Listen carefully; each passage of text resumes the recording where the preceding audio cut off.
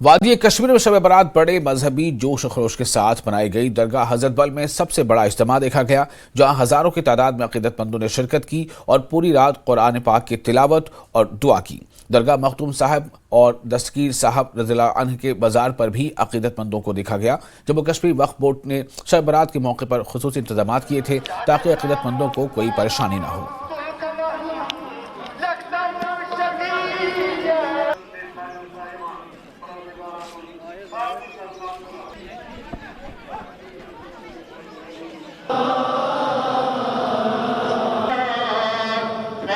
مقدس رات ہے شب برات۔ آج مسلم وقف بورڈ کی طرف سے جو انتظامات رکھے گئے ہیں، آج تمام کشمیر کے بڑے بڑے زیارت گاہوں پر رات بھر شب خوانی ہوگی اور سب سے بڑی تقریب یہاں درگاہ حضرت بل میں ہوگی۔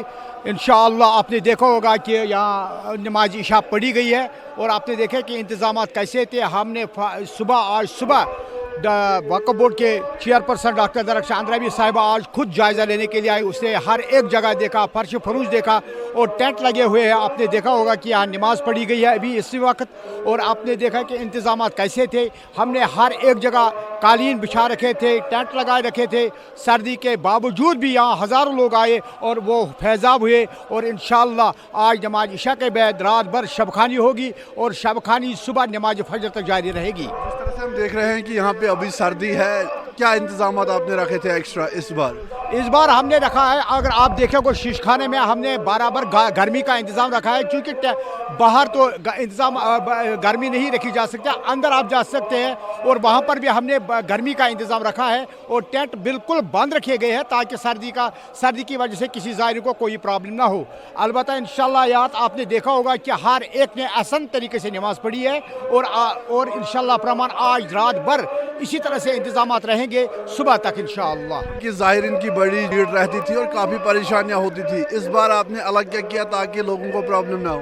اس بار ہم نے برابر انتظامات یہاں پر یہ پرابلم ہوتی تھی کہ یہاں پر ترپالوں پر نمازیں پڑھی جاتی تھی، لیکن آج ہم نے ڈاکٹر صاحبہ کی ہدایت پر ہر ایک جگہ قالین بچھا رکھے تاکہ کسی کو سردی میں زائرین کو کوئی پرابلم نہ ہو۔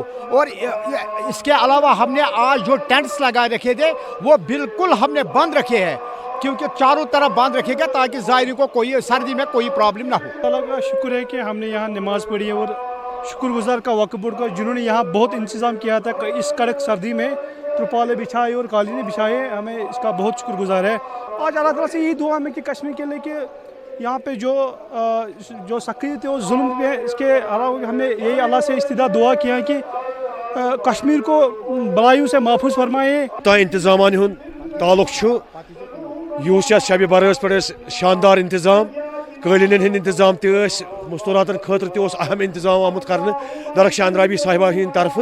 شکر گزار، واریاہ شکر گزار کہ یہ آئی نماز واریاہ اصل پہ، تمام لوگ خوش تو خوشحال، دعا کرک ساری سلامتی ہند خاطر۔ دعا کران درخشان اندرابی صاحبہ اللہ تعالیٰ تھوی تمس صحت سلامت، خاص دعا منگ کرن اللہ تعالیٰ اصلک ہدایت، بیٚیہِ تھوین ثٲبت قدم پروردگار، بیٚیہِ کٲنٛسہِ غم تہٕ پریشانی۔